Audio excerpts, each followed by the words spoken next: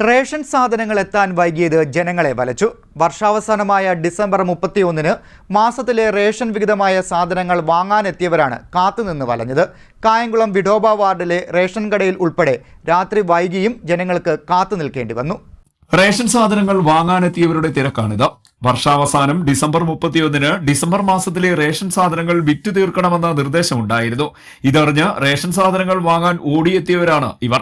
കായംകുളം നഗരസഭ 10-ാം വാർഡായ ശ്രീ വിഠോബ വാർഡിലെ റേഷൻ കടയിൽ ഉൾപ്പെടെ ഇത്തരത്തിൽ വലിയ ജനത്തിരക്കുണ്ടായി. രാത്രി വൈകിയും ജനങ്ങൾ സാധനങ്ങൾ വാങ്ങാനായി കാത്തുനിന്നു. രാത്രി 10 മണി വരെയും ജനങ്ങൾ ക്ഷമിച്ചു നിന്നു. റേഷൻ സാധനങ്ങൾ ഡിപ്പോയിൽ നിന്നും യഥാസമയം എത്താൻ വൈകിയതാണ് ഈ ജനക്കൂട്ടമുണ്ടാകാൻ പ്രധാന കാരണം.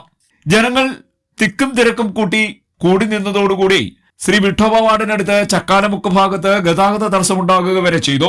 ഇത്തരത്തിൽ ജില്ലാ താലൂക്ക് സപ്ലൈ ഓഫീസറുടെ അവസാനം വൈകിക്കൊണ്ടെത്തിച്ച നടപടി പൊതുജനങ്ങളോടുള്ള നീതികേടാണെന്ന് നഗരസഭാ കൌൺസിലർ രാജേഷ് കമ്മത്ത് പറഞ്ഞു.